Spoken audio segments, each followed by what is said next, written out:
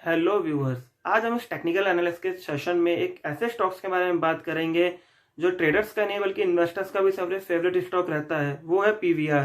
PVR ने कभी भी किसी भी इन्वेस्टर्स को नेगेटिव रिटर्न्स नहीं दिए हैं किसी भी लेवल पे। इस वजह से ये इन्वेस्टर्स के हमेशा पोर्टफोलियो में रहता है।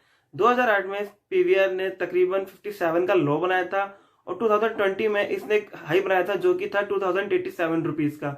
अगर हम इस 12 साल का आरओआई निकालते हैं तो इसने दिया था तकरीबन 3564%।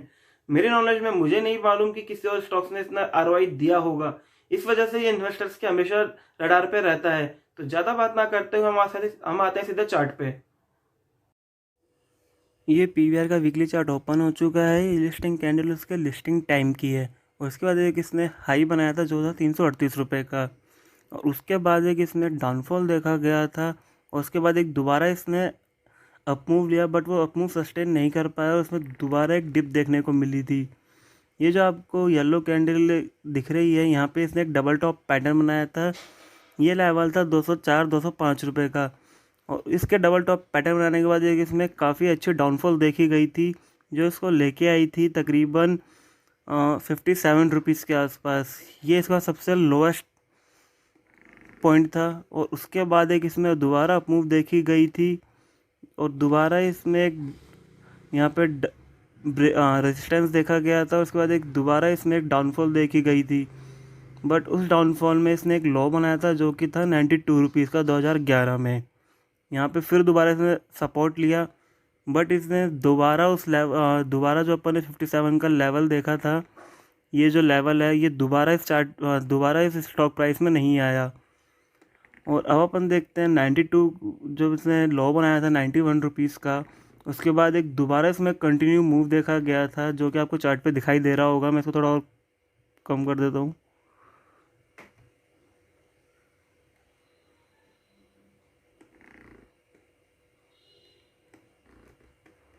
अब आप देखिए ये जब इसने लो बनाया था 91 रुपीज़ का, उसके बाद इसमें कितनी शानदार मूव देखी गई है। और इस मूव के बाद एक इसने यहाँ पे कंसोलिडेशन फेस लिया था जो कि 2014 और 2015 में इसको देखा गया था, 2014 के एंड में और 2015 के स्टार्टिंग में।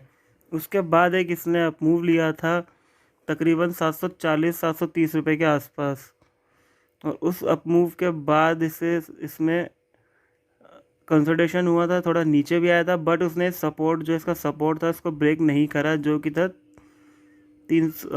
600 रुपये के आसपास का। उसके बाद इसमें दोबारा अप मूव आई, यहाँ पे इसने दोबारा रेजिस्टेंस फेस करा, दोबारा नीचे आया, फिर दोबारा एक इसने अप मूव लिया था 1300 रुपये के आसपास, और इसमें दोबारा एक हाई गया था।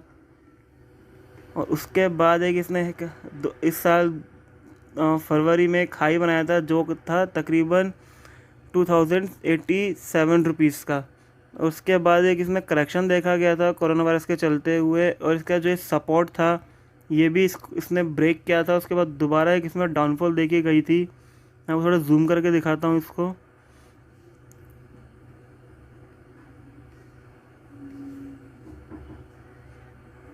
ये जो कैंडल है ये फरवरी की है। उसके बाद इसमें यहाँ पे इसने सपोर्ट ब्रेक किया था, उसके बाद इसमें डाउनफॉल देखा गया था,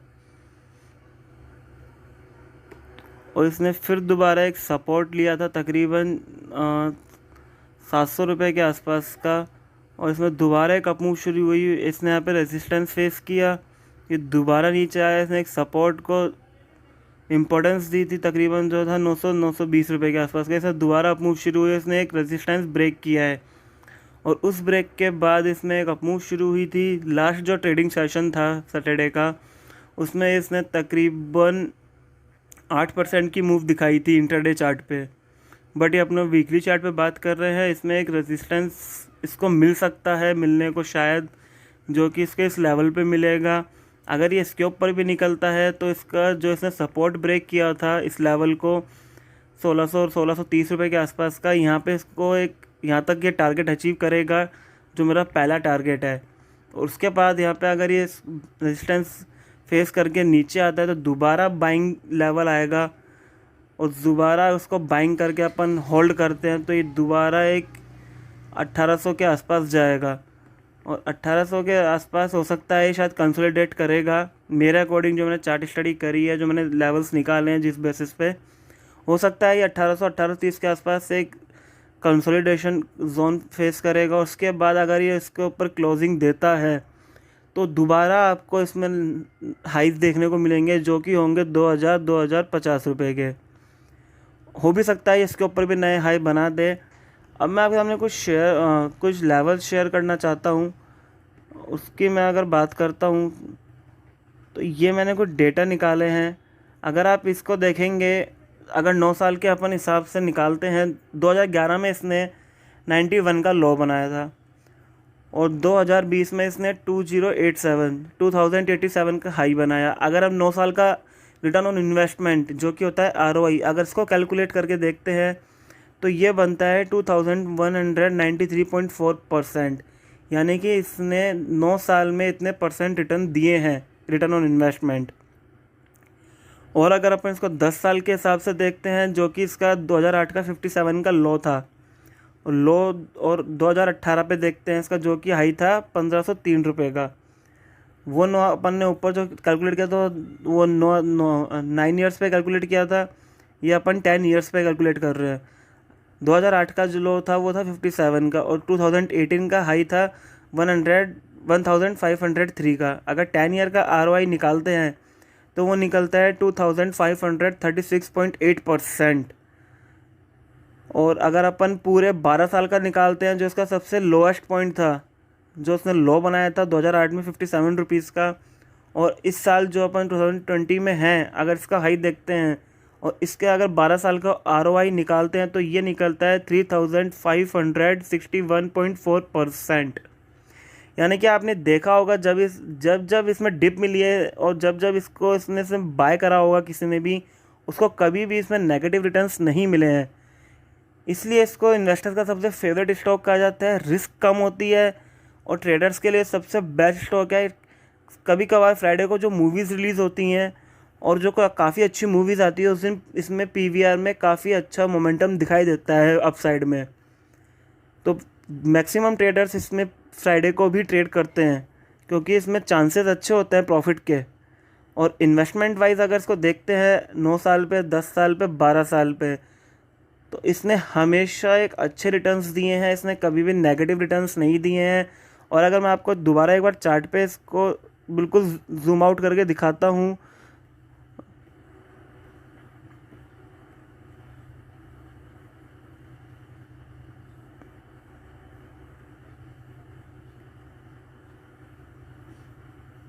ये 2008 का, थोड़ा जूम इन करना पड़ेगा।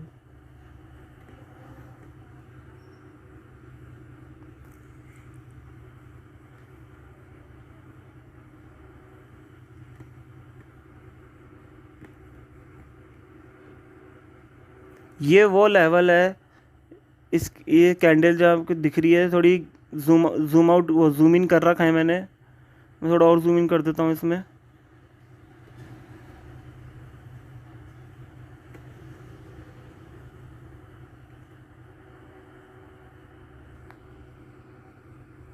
अभी जो आपको लेवल दिखाई दे रहा है, ये जो कैंडल है, ये सबसे इसका 2008 में सबसे नीचे का लो था। और उसके बाद अगर इसको जूम आउट करता हूँ तो अब आपको चार्ट पे इसमें काफ़ी अच्छी मूव देखने को मिलेगी। और ये आप ये देखिए, इसने कभी भी इन्वेस्टर्स को या ट्रेडर्स को इसमें कभी भी नेगेटिव नहीं रिटर्न्स दिए हैं। अगर इन्वेस्टर वाइज अगर अपन 2008 में इसको इन्वेस्ट करते तो इसमें इतनी अच्छी शानदार मूव आपको चार्ट पे देखने को मिली। बीच बीच में इसने काफ़ी कंसोलिडेट जोन दिखाया है, बट उसके बाद भी इसने कभी भी वहाँ से नेगेटिव रिटर्न्स नहीं दिए हैं। इन्वेस्टर्स ने किसी भी लेवल पे किसी भी डिप में इसको बाय करा है तो इसने हमेशा इसमें प्रॉफिट ही लिया है। ये लेवल्स मैं आपको दिखा चुका हूँ कैलकुलेट करके। और अब जो मेरे टारगेट्स आए हैं, मैंने वो टारगेट्स भी मैंने आपको बता दिए हैं। पहला टारगेट मेरा 1630 है, और उसके बाद 1830 है। यहाँ पे इसमें हो सकता है थोड़ा कंसोलिडेशन आपको फेस करना पड़े, बट अगर उसके ऊपर निकलता है तो ये दोबारा 2050 और उसके भी नए हाई बनाने का पूरा दम रखता है। तो यहाँ से भी इसमें एक अच्छा रिटर्न्स आपको मिल सकता है। ये तो अपॉर्चुनिटी बार बार नहीं मिलती। प्लीज़ अगर डिप मिलती है इसमें दोबारा, ये इसका सपोर्ट है नीचे का जो कि है 1300 रुपये के आसपास, अगर इसमें 100-150 रुपये के दोबारा डाउन आता है, ये डिप मिलती है, तो प्लीज़ इसको बाय ज़रूर करिएगा। इसके ये इन्वेस्टर्स का सबसे अच्छा स्टॉक है, इसमें बार बार डिप मिलने पे हमेशा बाय की अपॉर्चुनिटी रहती है। अगर आपको मेरी वीडियो अच्छी लगी हो प्लीज़ सब्सक्राइब करिएगा। अगर आप इन्वेस्टमेंट करना चाहते हैं तो प्लीज़ अपने फाइनेंशियल एडवाइज़र ज़रूर इस पर कंसल्ट करिएगा। इस वीडियो के अकॉर्डिंग डिपेंड होकर इस पर बिल्कुल भी इन्वेस्ट मत करिएगा। प्लीज़ अपने फाइनेंशियल एडवाइज़र या फाइनेंशियल कंसल्टेंट से ज़रूर इस पर कंसल्ट करिएगा। बट जो मैंने आपको T1 T2 3 बताए हैं ये आपको डेफिनेटली चार्ट पे आपको देखने को मिलेंगे। ये मैंने आपको कैलकुलेशंस दे दी है इसके 9 साल की, 10 साल की और 12 साल की। इसमें कितने अच्छे अच्छे रिटर्न्स आए हैं ये भी आपको स्क्रीन पे दिख रहा है, आप भी एक बार कैलकुलेट कर सकते हैं। उम्मीद करता हूँ आप सबको वीडियो पसंद आएगी। Please like, subscribe and comments ज़रूर करिएगा।